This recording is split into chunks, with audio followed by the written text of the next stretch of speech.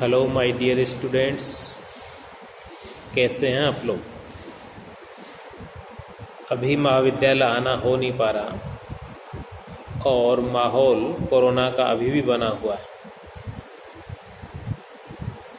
चलिए हम वीडियो के माध्यम से ही मिलते हैं। तो जब तक सरकारी व्यवस्था इस रूप में है तब तक ऐसे से ही संभव है कि 1 सितंबर से हम आपसे मिलें। चलिए, मैं रामानंद कुलदीप, सह आचार्य दर्शन शास्त्र, सम्राट पृथ्वीराज चौहान राजकीय महाविद्यालय Ajmer, BA part 3rd year philosophy के विद्यार्थी, जिनका प्रथम प्रश्न पत्र है सांख्य योग, और उसमें पूर्व के वीडियो में मैंने ये समझाने का प्रयास किया था।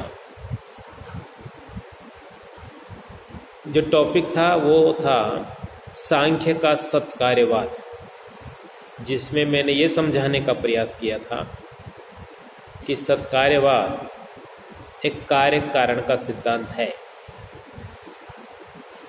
संपूर्ण भारतीय दार्शनिक परंपरा में सभी दार्शनिकों ने कार्य कारण के सिद्धांत पर विस्तार से बात की है।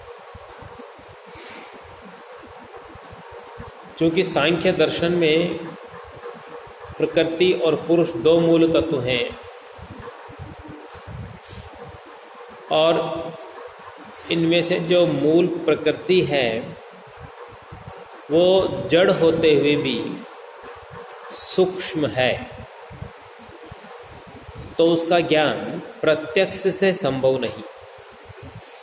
तो प्रकृति का ज्ञान यदि प्रत्यक्ष से संभव नहीं तो फिर अनुमान एक दूसरा प्रमाण है, जिसमें हम कार्य से कारण की ओर जाते हैं।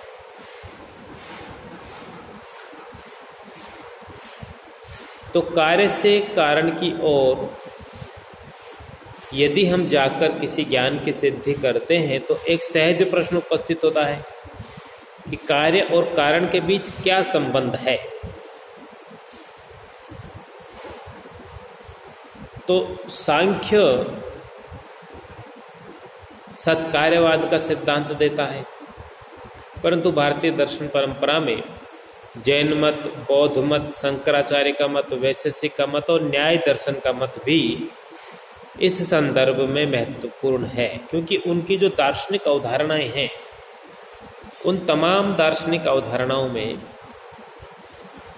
उनका जो कारण कार्य का सिद्धांत निकल कर आता है वो सांख्य से थोड़ा भिन्न है। इस पर बात हमारी कल हो चुकी।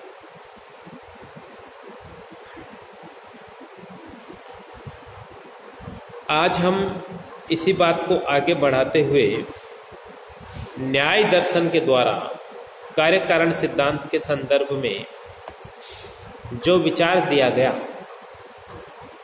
उन्होंने इसका नाम दिया असत्कार्यवाद, आरंभवाद। एक प्रश्न जो था इसके मूल में कि क्या कार्य उत्पन्न होने से पूर्व अपने कारण में सत रूप से विद्यमान रहता है, ये प्रश्न था। क्या कार्य उत्पत्ति से पूर्व अपने कारण में सत रूप से विद्यमान रहता है?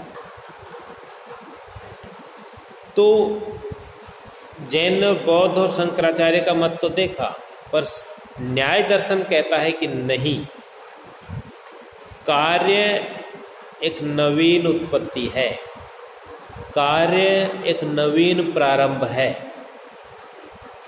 और उन्होंने यानी न्याय दर्शन ने अपने मत के पक्ष में कि कार्य एक नवीन उत्पत्ति है पर्याप्त तर्क दिए। कौन से हैं वो तर्क? तो उनका कहना है कि इनका जो असत्कार्यवाद को मानते हैं, जो ये मानते हैं कि कार्य उत्पत्ति से पूर्व अपने कारण में विद्यमान नहीं रहता। सांख्य जो है वो सत्कार्यवाद में ये मानता है कि कार्य अपनी उत्पत्ति से पूर्व अपने कारण में सत रूप से विद्यमान रहता है, इसीलिए सांख्य के मत को हमने नाम दिया था सत्कार्यवाद। और न्याय दर्शन का जो मत है उसे अपन नाम दे रहे हैं असत्कार्यवाद। तो असत्कार्यवादियों ने सत्कार्यवादियों का खंडन करते हुए अपनी बात को प्रस्तुत किया और तर्क दिए। पहला, उन्होंने कहा कि यदि कार्य उत्पत्ति से पूर्व ही विद्यमान है, जैसा सत्कार्यवादी कहते हैं, यदि कार्य उत्पत्ति से पूर्व ही विद्यमान है तो फिर उत्पत्ति का कोई अर्थ नहीं रह जाता। आप देखिए, इस भाषा को देखिए, कार्य उत्पन्न होने से पूर्व सत्य रूप से विद्यमान है, ऐसा कहा सत्कार्यवादियों ने। तो असत्कार्यवादी कह रहे हैं कि यदि उत्पत्ति से पूर्व ही कार्य की सत्ता विद्यमान थी तो फिर उत्पत्ति का कोई अर्थ नहीं रह जाता। एक बात तो ये। फिर दूसरी, हमारा जो लौकिक अनुभव है वो ये कहता है कि किसी भी वस्तु के निर्माण में उपादान के साथ, सामग्री के साथ साथ निमित्त कारण की आवश्यकता भी पड़ती है। तो यदि सत्कार्यवादियों का मत माना जाए तो यदि उत्पत्ति से पूर्व ही वस्तु यानी कार्य की सत्ता थी तो फिर निमित्त कारण का क्या प्रयोजन। यानी फिर जैसे मिट्टी से मटका कुम्हार बनाता है तो कुम्हार वह निमित्त कारण है। तो यदि मिट्टी में मटका पहले से ही है तो फिर कुम्हार का प्रयोजन क्या, उसकी मेहनत क्या, बेकार है। और यदि मिट्टी में मटका पहले से ही विद्यमान था तो फिर कुम्हार को मेहनत करने, चाक घुमाने की जरूरत ही क्या है। अगला तर्क दिया कि यदि कार्य पहले ही उपादान कारण में मौजूद था तो फिर हम कारण और कार्य में भेद किस आधार पर करते हैं। मिट्टी में मटका यदि पहले से ही है तो फिर एक को कारण और एक को कार्य क्यों कहते हैं। दोनों के लिए एक ही नाम का उपयोग क्यों नहीं करते। मिट्टी के लौंदे यानी मिट्टी का जो ढेर है, गीली मिट्टी का, उसी से में हम मटके का, घड़े का काम क्यों नहीं ले लेते। और यदि ये कहा जाए ये कि इसलिए नहीं ले सकते, मिट्टी के लौंदे से मटके का काम इसलिए नहीं ले सकते क्योंकि दोनों में आकार को लेकर भेद है, स्वरूप को लेकर भेद है। तो फिर ये असत्कार्यवादियों के समर्थक कहते हैं कि फिर तो ये स्वीकार करना ही होगा कि कार्य में कोई वस्तु विशेष ऐसी है जो कारण में नहीं थी, अर्थात कार्य वास्तविक रूप से कारण में विद्यमान नहीं था। यानी कुछ बदला, यदि कोई चीज नई आई, रूप भी आया, आकार भी आया, तो तय है कि ये आकार, ये रूप तो कम से कम कारण में पहले से विद्यमान नहीं था।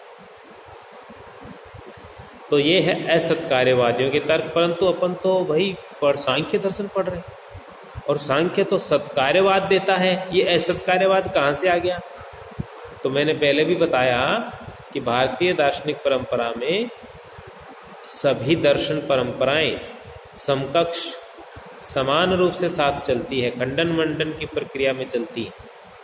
तो सांख्य द्वारा प्रतिपादित जो सिद्धांत है उसकी आलोचना में असत्कार्यवाद दिया गया। अब सांख्य दर्शन, क्योंकि उसको सत्कार्यवाद की स्थापना करनी है, और देखिए ये मूल बात मत भूलिएगा, और मूल बात यह है कि सांख्य दर्शन जो सत्कार्यवाद दे रहा है उसके पीछे जो सोच है, जो आधार है, वो ये है कि ये सारी सृष्टि जो हम देख रहे हैं ये प्रकृति से उत्पन्न हुई है और उत्पन्न होने से पूर्व ये प्रकृति में थी। एक बात तो ये, दूसरा ये कार्य है और प्रकृति इसका कारण है, ये ज्ञान अनुमान से होता है, ये बात भी सिद्ध करनी थी। तो इस बात को सिद्ध करने के लिए सत्कार्यवाद की प्रतिस्थापना जरूरी थी।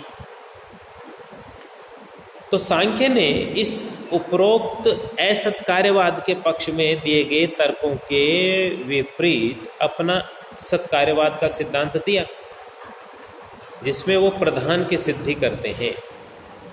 और एक कारिका सांख्य दर्शन में महर्षि कपिल के बाद जो और दार्शनिक आए उसमें अपन किसका नाम ज्यादा महत्वपूर्ण मानते हैं, वो है ईश्वर कृष्ण।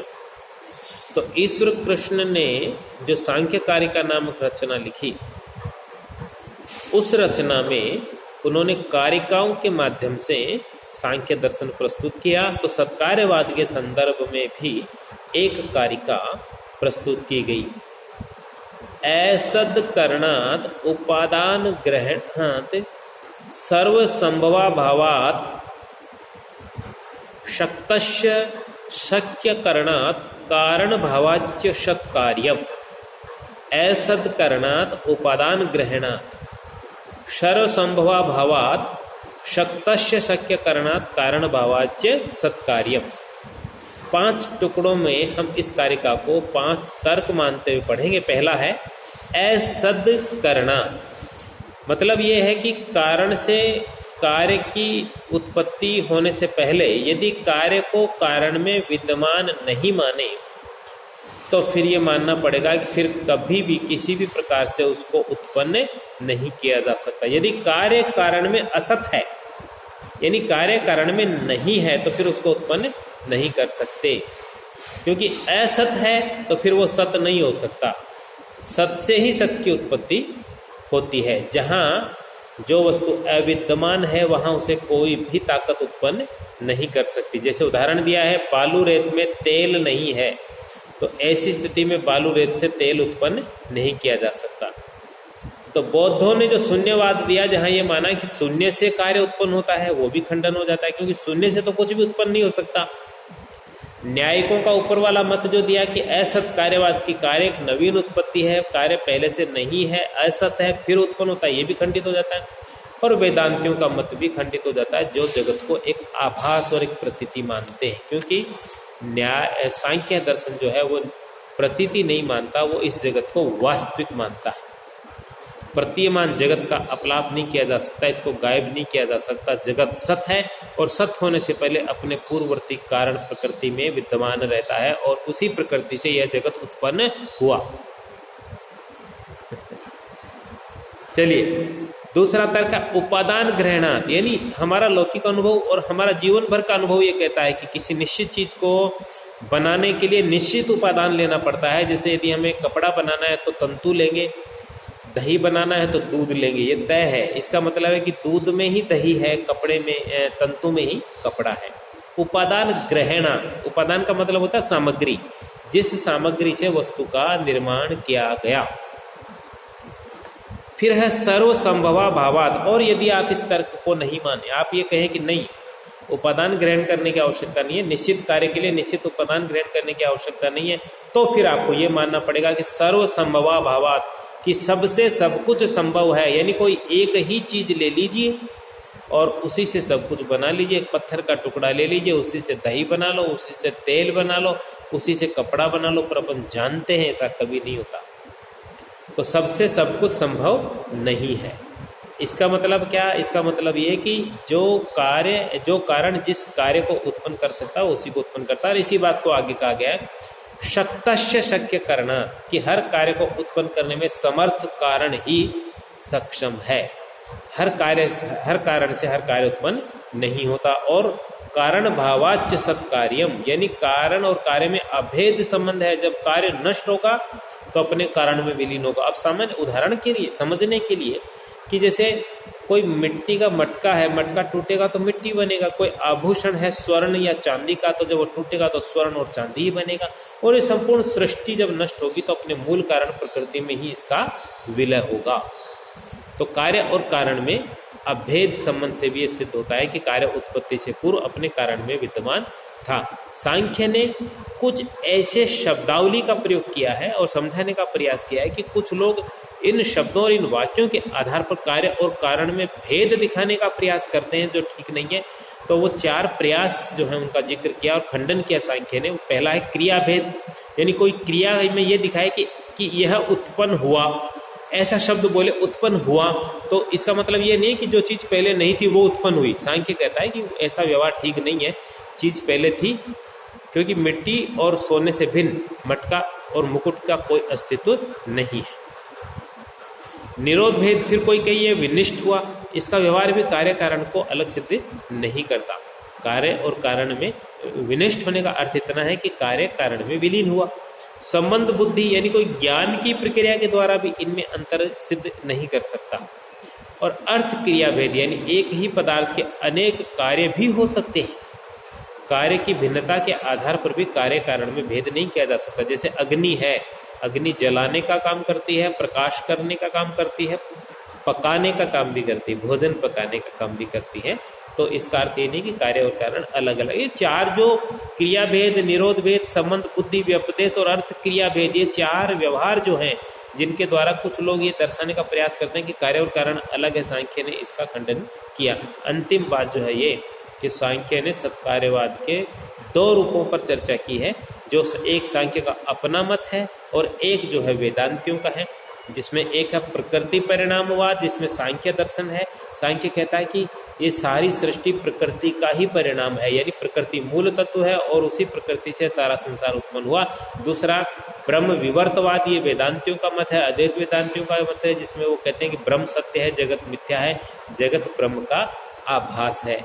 दोनों है सत्कार्यवादी ही, क्योंकि दोनों ने ये तो माना है कि कार्य उत्पन्न होने से पहले अपने कारण में रहता है। लेकिन सांख्य में उत्पत्ति वास्तविक है और वेदांत में उत्पत्ति भ्रामक है, आभास है, मिथ्या है। ठीक है, आज इतना ही, आगे की चर्चा फिर लेते हैं। तब तक जय हिंद, जय भारत।